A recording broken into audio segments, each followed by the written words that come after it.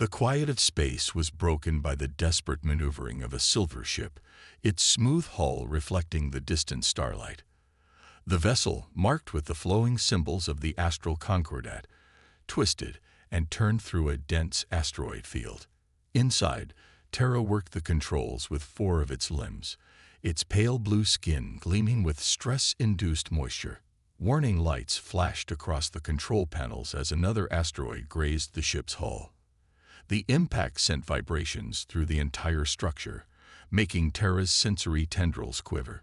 It had made a terrible mistake, choosing this shortcut through the asteroid field rather than taking the longer, safer route around it. Shield integrity at 30%. The ship's computer announced in the flat, emotionless tone that Terra's species preferred. Hull breach detected in sectors 3 and 7. Terra didn't respond. There was no point in acknowledging what it already knew. Its people believed that expressing emotions was a sign of evolutionary weakness. Even now, facing possible death, Terra maintained the stoic calm that had been drilled into it since birth. Another impact rocked the ship. This time, a massive chunk of space rock tore through the vessel's main engine. The comfortable hum of the drive core changed to a high-pitched whine that made Terra's inner membranes vibrate painfully. Warning: engine failure imminent. Calculating nearest habitable planet for emergency landing. Terra's upper eyes focused on the navigation screen while its lower pair monitored the failing systems. A small blue-green planet appeared on the display. Earth. Terra had studied it during its training. A developing world with a dominant species that had barely reached their own moon. They were considered primitive by Concordat standards, still ruled by their emotions rather than pure logic. The ship lurched again as the main engine died completely. Now only the backup thrusters remained, barely enough to control the descent. Terra's limbs moved quickly over the controls, plotting a course toward the least populated area of the approaching planet. Entering atmosphere in 30 seconds, the computer announced. Probability of survival, 27%. The ship began to glow as it hit the upper atmosphere. Heat warnings blared across every screen. Terra watched as the outer hull temperature climbed higher and higher. Pieces of the damaged vessel began breaking away, trailing fire against the night sky. Through the viewport, Terra could see the ground rushing up to meet the ship. It was nighttime in this part of the planet, and dark shapes that must have been trees spread out below. The ship's remaining sensors identified the location as a mountainous region in a country called South Korea. The impact was worse than Terra had calculated. The ship hit the first trees at an angle, shearing off what remained of its port side. The crash sent Terra flying from its control seat, despite the safety restraints. It felt bones crack as it hit the opposite wall. More trees snapped and splintered as the ship carved a burning path through the forest. When the vessel finally stopped moving, Terra lay broken among the wreckage. Its pale blue skin was torn in several places, leaking silvery blood. 2 of its limbs wouldn't respond to movement commands, and its lower left eye had gone dark. Through its remaining eyes, it could see the ship's interior through a haze of smoke and sparking electronics. Life support systems critical, the computer said, its voice breaking up. Atmospheric containment failing. Distress beacon, malfunction. Communication systems, offline. Terra tried to move, but pain shot through its body. It had never experienced pain this intense before. The ship's medical bay, which might have helped, had been completely destroyed in the crash. The emergency survival kit was somewhere in the wreckage, but Terra couldn't reach it in its current condition. The night air of Earth began seeping in through the broken hull. Terra's respiratory membranes fluttered as they processed the alien atmosphere. It wasn't immediately toxic, but it wasn't optimal either. Without proper medical treatment, Terra knew its chances of survival were minimal. As it lay there, Terra thought about its people's teachings. They said that accepting death without emotional display was the mark of an evolved being. But for the first time in its life, Terra felt something stirring inside, a feeling that its species had worked so hard to eliminate. It was afraid. The forest around the crash site was quiet except for the settling of broken metal and the occasional spark from damaged systems. Through a gap in the wreckage, Tara could see Earth's moon hanging in the sky. It was larger than it had appeared from space, its light casting strange shadows through the trees. Final system failure in progress, the computer managed to say before going silent forever. Tara's body was growing colder, its natural healing processes slowed by injury and exposure. It knew that its species' embassy was too far away to detect the crash, and the Concordat had no regular patrols in this sector. Even if they did, showing concern for a single lost individual went against their principles. As consciousness began to fade, Tara watched small local animals cautiously approaching the crash site. They moved with a curiosity that its own species would have considered primitive. In its last moments of clarity, Tara wondered if perhaps there was something its people had forgotten in their pursuit of pure logic. Then darkness took over, and Tara waited for the end on this strange, primitive world, far from everything it had ever known. Lee Sun was finishing her evening rounds at the mountain sanctuary when she saw the strange lights streaking across the night sky. At first, she thought it might be a meteor, but meteors didn't change direction or leave trails of glowing metal in their wake. She watched as whatever it was disappeared behind the mountain ridge with a distant crash that made the windows rattle. Standing on the sanctuary's back porch, she hesitated. The crash site looked to be at least an hour's hike away, and the mountain paths were dangerous at night, but something about those lights bothered her. If it was a plane crash, someone might need help. Lee Sun grabbed her emergency medical kit, a powerful flashlight, and her satellite phone. She left a note for the morning staff, just in case. The spring night was cool as she started up the familiar trail, her flashlight beam cutting through the darkness. The damage became visible long before she reached the crash site. Broken trees lined a path of destruction that cut through the forest. The air smelled of burned metal and strange chemicals she couldn't identify.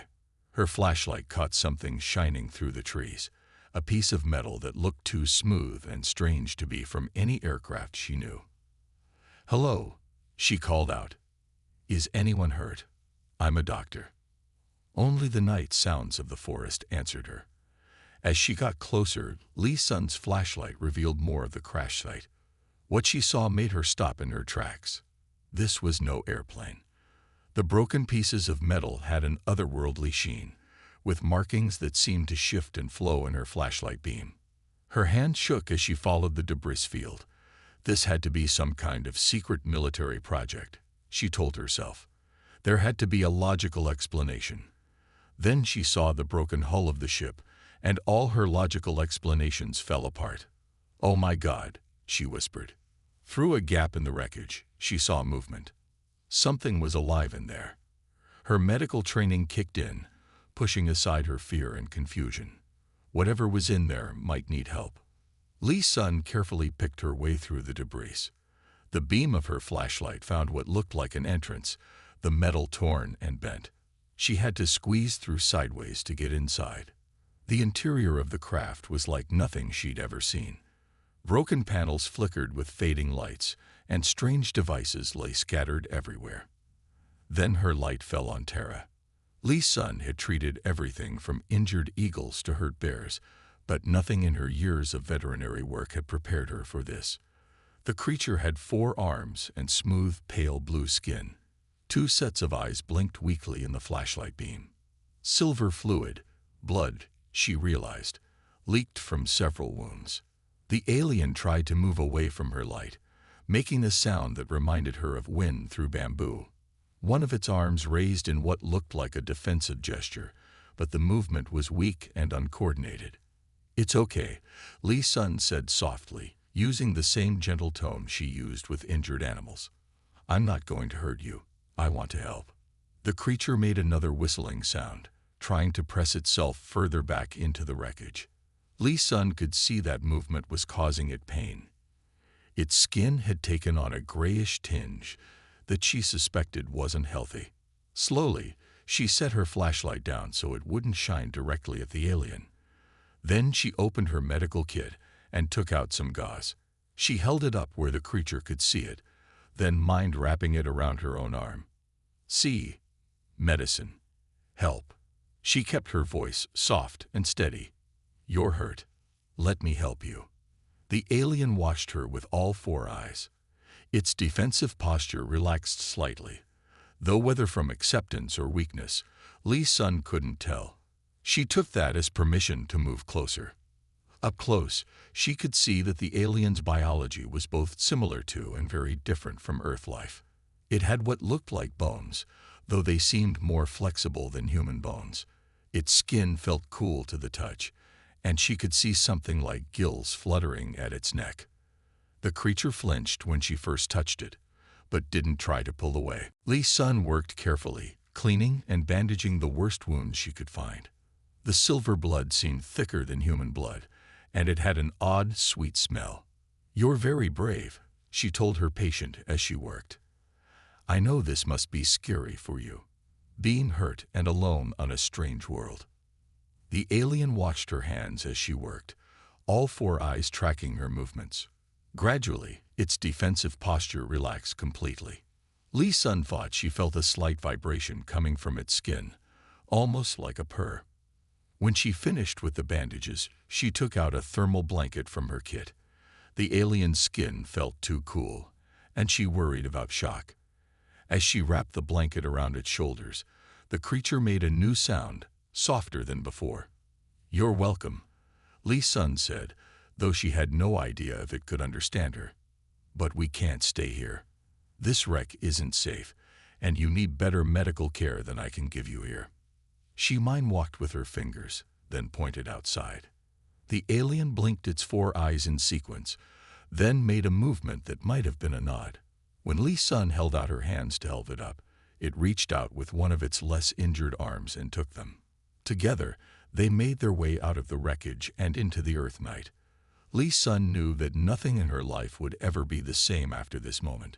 But looking at the injured alien leaning against her for support, she knew she had made the right choice in coming to help. The stars winked overhead as they started their slow journey back to the sanctuary. Two beings from different worlds, brought together by chance and compassion. The old storage room at the back of the sanctuary became Terra's recovery space. Lee Sun had cleared out the old equipment and brought in soft blankets and heating lamps to keep the alien comfortable. She turned one corner into a makeshift medical station, organizing her supplies and modify treatments. Every morning, Lee Sun would bring fresh water and check on her unusual patient. Terra would watch her with all four eyes as she changed bandages and cleaned wounds. The silver blood had slowed its flow, and the torn blue skin was starting to heal, though slower than Lee Sun would have liked. Your body temperature is still a bit low, Lee Sun said on the third morning, checking the readings on her modified thermometer. But it's better than yesterday. Terra made a soft whistling sound that Lee Sun had started to recognize as a response. The alien seemed to understand her words, even if it couldn't speak them. Its defensive postures had softened into what looked like curiosity. One quiet afternoon, while Lee Sun was cleaning a particularly deep wound on one of Terra's arms, she heard footsteps approaching. Her heart jumped. She hadn't told anyone about her patient, afraid of how they might react. Son, Kim Ho's voice called from outside. Are you in there? We have a injured deer coming in. He opened the door before she could respond. For a moment, he stood frozen in the doorway, staring at Terra. The alien tensed, its skin darkening with what Lee Sun now recognized as fear. Close the door, Lee Sun said quickly. And please don't shout. Kim Ho stepped inside and shut the door. He was a good veterinarian, known for his steady hands and calm nature. Those qualities showed now as he took a deep breath and spoke quietly. I assume, he said, there's a good explanation for why you're treating an alien in our storage room. Over the next hour, Lee Sun explained everything. Kim Ho listened, occasionally asking questions, but never taking his eyes off Terra. The alien watched him back, its posture gradually relaxing as it sensed no threat. You need help, Kim Ho said when she finished. Those wounds need proper care, and you can't do this alone. To Lee Sun's relief, Kim Ho joined her in caring for Tara. His experience with large animals proved valuable. He helped design better ways to clean the deeper wounds and created a feeding solution that seemed to help Tara regain strength. What fascinated both humans was watching Tara learn to trust them. At first, the alien would stiffen whenever they approached, but as days passed, it began to lean into their touch during treatments. Its skin would vibrate with that purring sensation when they spoke softly to it. "I think it's touch-starved," Kim Ho said one evening as they changed Tara's bandages. "Have you noticed how it responds when we're gentle? Like it's never experienced kindness before." Lee Sun had noticed. She'd started spending extra time with Tara, just sitting and talking. She would tell stories about the sanctuary animals, about her life, about Earth. Tara would listen, sometimes making soft whistling sounds that almost seemed like questions. One morning, something amazing happened. As Lee Sun cleaned a healing wound, Tara reached out and touched her hand. The alien's skin was warmer now, closer to what they guessed was its normal temperature. But what struck Lee Sun was the gentleness of the touch. "Look at this," she whispered to Kim Ho, who was mixing medicine nearby. Tara was using one of its good arms to mimic Lee Sun's movements, carefully touching the bandage as if understanding for the first time why they did what they did. Its eyes blinked in sequence. Something they'd learned meant it was thinking deeply. "It's learning," Kim Ho said quietly. "Not just about medicine, but about caring itself." They began to notice other changes. Tara would try to help during treatments, holding bandages or moving its limbs to make their work easier. It started responding to their moods, making soft, comforting sounds when they seemed tired or stressed. One night, when Lee Sun was working late, she found Tara looking out the small window at the stars. The alien's posture spoke of loneliness, but also something else, a kind of wonder. "Missing home?" she asked softly. Tara turned all four eyes to her, then did something new. It reached out and gently wrapped one arm around her shoulders in an unmistakable hug. Lee Sun felt tears in her eyes as she carefully hugged back. "Your family now," she told the alien. "For as long as you need us." Kim Ho found them like that later, human and alien, two beings from different worlds, sharing comfort in the quiet night. He smiled, understanding that they were witnessing something extraordinary, the birth of trust between species. As Tara continued to heal, both humans realized they were learning as much as they were teaching. Every gentle touch, every moment of shared understanding, proved that compassion could bridge even the widest gaps between worlds. The old storage room had become more than a hiding place. It had become a place of healing, not just for Tara's physical wounds, but for something deeper that all three of them were only beginning to understand. The first warning came on a quiet Tuesday morning. Tara suddenly became agitated, its skin turning a dark gray color that Lee Sun and Kim Ho had never seen before.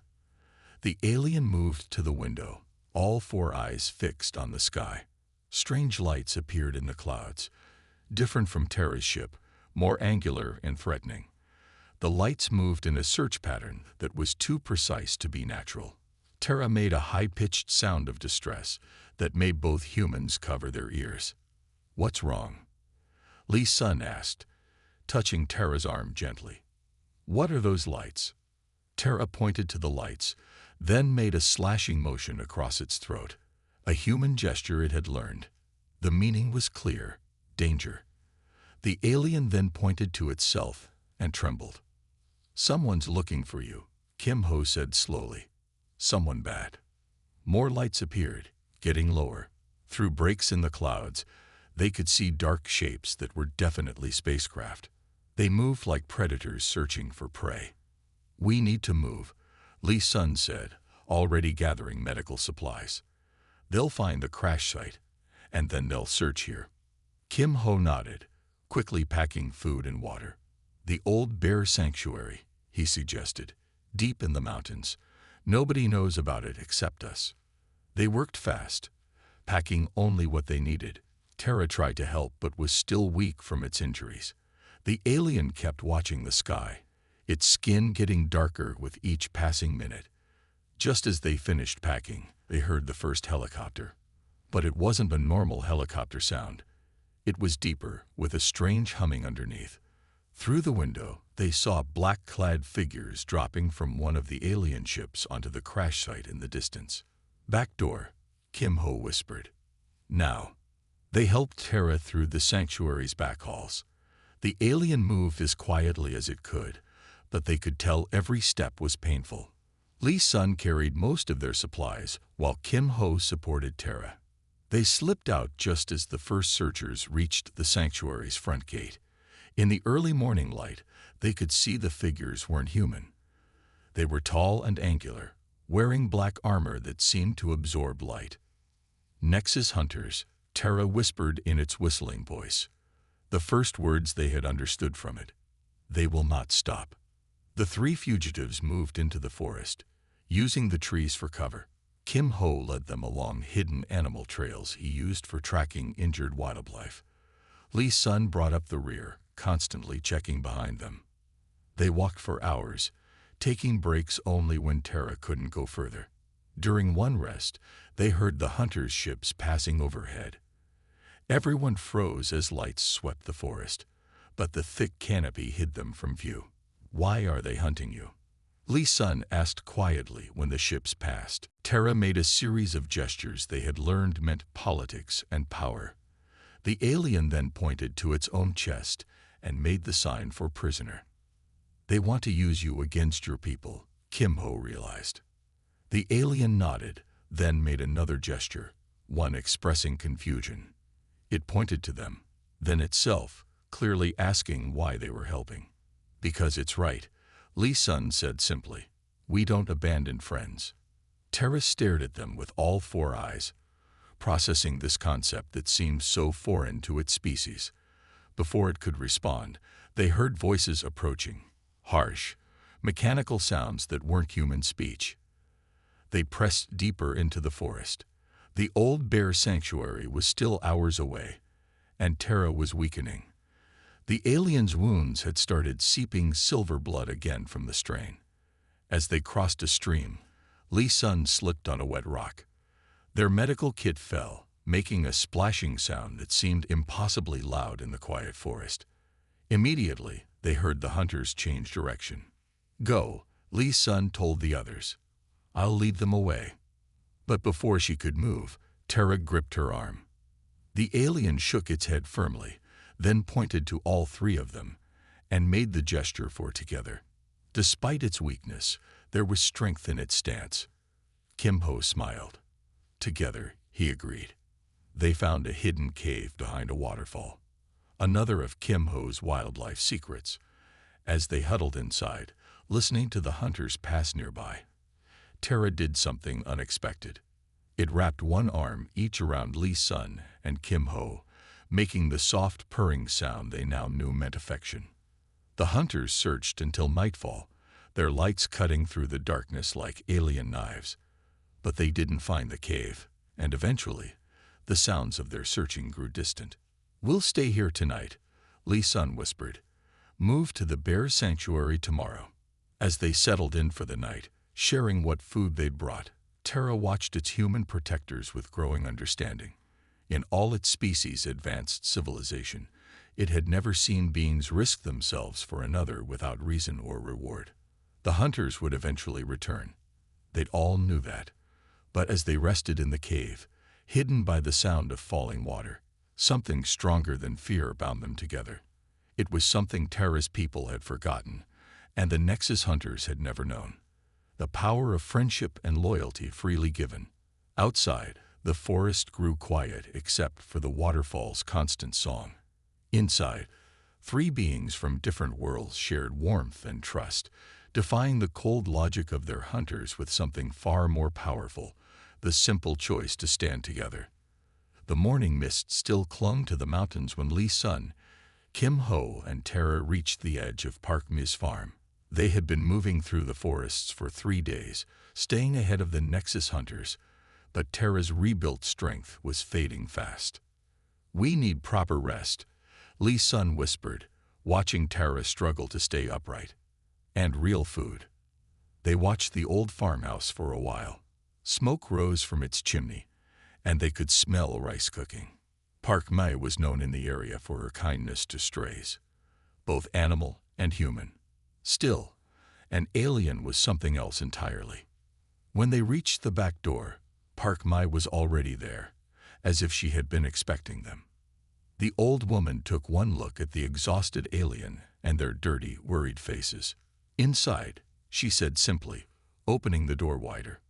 "Before someone sees." Tara's 4 eyes blinked in surprise as the old woman led them to a warm room filled with stored grain and dried herbs. Park Mai brought them food, rice, soup, and vegetables from her garden. She didn't ask questions, didn't even seem shocked by Tara's alien appearance.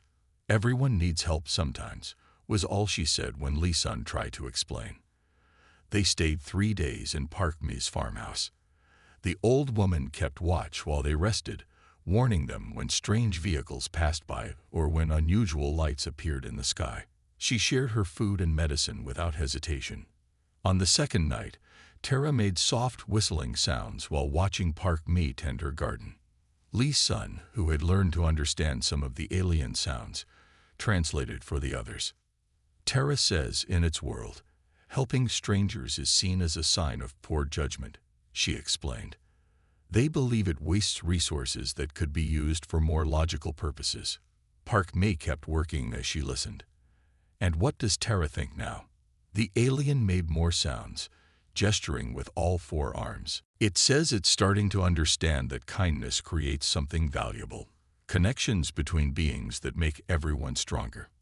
One morning, they heard the sound of Nexus hunter ships approaching. They prepared to run, but Park Mai had a better idea. She hid them in her root cellar, covering the entrance with old farm equipment. When the hunters came to search, she played the role of a confused old woman so well they quickly gave up and left. That afternoon, they knew they had to move on. The hunters would return with better sensors. As they prepared to leave, Park Mai pressed packages of food and medicine into their hands. Tara tried to refuse, making gestures about not wanting to take her resources. "Life is about sharing what we have," Park Mai told the alien. "That's how we all survive." Their next help came unexpectedly when some of Tara's vital medical equipment began to fail.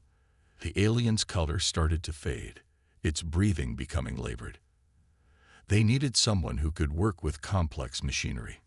Kim Ho knew Handuk, a mechanic who fixed everything from tractors to complex medical equipment. They found him in his workshop late one night, surrounded by tools and half-finished projects. Like Park Mai, Handuk asked few questions. He studied Tara's equipment with fascination rather than fear, treating it like an interesting puzzle to solve. Despite not understanding the alien technology, he worked for hours, trying different approaches until he found solutions. "The principles are the same," he explained while working. "Everything wants to work right. You just have to help it remember how." Tara watched him work with growing amazement.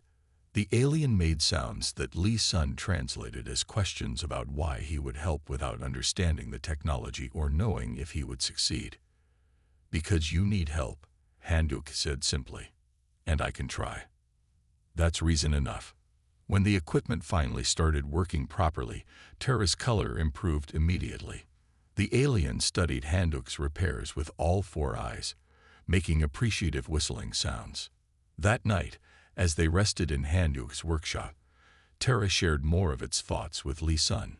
"It says its people believe they evolved beyond the need for emotional connections," she translated. "They see emotions as primitive, something that holds species back from advancement." "And what does Tara think now?" Kim Ho asked. The alien's response was long and thoughtful. Lee Sun listened carefully before translating. "It says watching humans has made it question everything it was taught. It sees now that emotions, especially empathy, don't make us weak. They make us creative, help us solve problems in new ways, give us strength to keep trying when logic says to give up." They all watched as Tara reached out and touched the fixed medical equipment, then made a gesture they recognized as friendship. Its people thought they were evolving by losing their emotions. Lee Sun continued translating. But Terra thinks maybe they were actually losing something precious. The ability to truly connect with others, to care beyond reason, to help without calculating the benefit. As they prepared to sleep, hidden among Handuk's machines, Terra made one final observation. It pointed to its functioning equipment, then to all of them, making the gesture for strength. Evolution isn't just about becoming more logical, Lee Sun translated. Sometimes it's about remembering what made us strong in the first place. Outside, the stars wheeled overhead, the same stars Terra's people had mapped with cold precision. But here in this workshop, surrounded by human kindness and creativity, the alien was learning to see them with new eyes, through the lens of emotion, connection, and unconditional compassion. The astral Concordat ships appeared in the dawn sky exactly 2 weeks after Terra's crash. Unlike the harsh angles of the Nexus Hunter vessels, these ships were smooth and silvery, moving with quiet grace through the clouds. Lee Sun, Kim Ho, and Terra watched from the shelter of the old bear sanctuary as 3 ships landed in a clearing. The Nexus Hunters had given up their search days ago, leaving behind only damaged equipment and confused local officials. "Your people have come," Lee Sun said softly to Terra. The alien's skin shifted through several colors: blue, gray, and finally a soft purple they had never seen before. It made a series of gentle whistling sounds that needed no translation, a mixture of joy and sadness. When the ships landed, tall figures emerged wearing the flowing symbols of the astral Concordat. They moved with precise steps, their faces showing no expression as they approached. Terra stepped forward to meet them, but kept one hand linked with Lee Sun's. The lead Concordat official spoke in the musical language of their people. Terra responded, but not in the expected way. Instead of using the formal tones of their society, it spoke with the emotional whistles it had developed during its time with humans. The official's eyes widened slightly, the first show of surprise they had seen from the Concordat. Terra continued speaking, gesturing to Lee Sun and Kim Ho, then touching the healed wounds that still marked its skin. "What are you telling them?" Kim Ho asked quietly. "Everything," Lee Sun replied, understanding the gestures they had come to know so well. "About how we found it, helped it, protected it. About Park Me and Handuka. About what it learned here." The Concordat officials listened, their rigid postures gradually softening as Terra shared its story. When it finished, the lead official did something unprecedented. It turned to the humans and bowed. "We offer gratitude," it said in careful English. "Our ways may need reviewing." Terra made its decision then. It turned to its people and made a formal declaration, mixing the whistles of emotion with the precise tones of Concordat speech. The official's reaction was immediate, a ripple of movement that suggested shock. "I will stay," Terra announced in its newfound English, "as bridge between worlds. Much to teach, much to learn." The next few months brought changes no one had expected. The astral Concordat, moved by Terra's experience, established their first permanent embassy on Earth. They chose the mountains near the animal sanctuary as their location, building structures that blended perfectly with the landscape. Terra became the first Concordat ambassador to Earth, working to help its people understand the value of emotional connections. Lee Sun and Kim Ho were appointed as human advisors, teaching the Concordat representatives about compassion, empathy, and the strength found in helping others. The animal sanctuary expanded, becoming a place where humans and Concordat members worked together to heal injured creatures. Young Concordat scientists came to study under Lee Sun, learning not just about medicine, but about the power of gentle words and kind touches. Park Me's farm became a favorite spot for Concordat visitors trying to understand human culture. The old woman taught them about growing things, sharing food, and the simple joy of helping others. Her kitchen became a place where beings from 2 worlds shared meals and stories. Hanyuk's workshop turned into a center for technological exchange. He taught Concordat engineers about human innovation, while they shared their advanced knowledge. Together, they created new solutions that combined logical precision with creative problem-solving.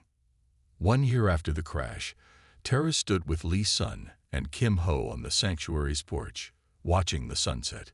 Its skin had settled into a new color, a warm purple that seemed to reflect its balanced state. "My people are changing," it said in its now fluent English, "learning to feel again. Some say it makes us stronger, not weaker." "And what do you think?" Lee Sun asked. Terra made the whistling sound of joy they had come to love. "I think that night you found me, you didn't calculate risks or benefits. You simply helped. That choice changed everything." In the years that followed, the story of a crashed alien and a kind-hearted veterinarian became legend in both human and Concordat society. It taught that true evolution wasn't about leaving emotions behind, but about learning to balance logic with compassion. The legacy lived on in every Concordat child who learned to laugh, every human who gained new understanding of the universe, and every being who chose to help another without asking why. In the end, it wasn't advanced technology or logical superiority that changed two civilizations. It was simply this: one dark night in the mountains, a human found a wounded stranger from the stars and chose to help. That choice, born of pure compassion, sparked a revolution of the heart that would echo across the galaxy for generations to come. As Terra often said in its speeches to both humans and Concordat audiences, "The greatest strength lies not in standing alone, but in choosing to stand together. This is the lesson Earth taught me, and this is the legacy we must preserve."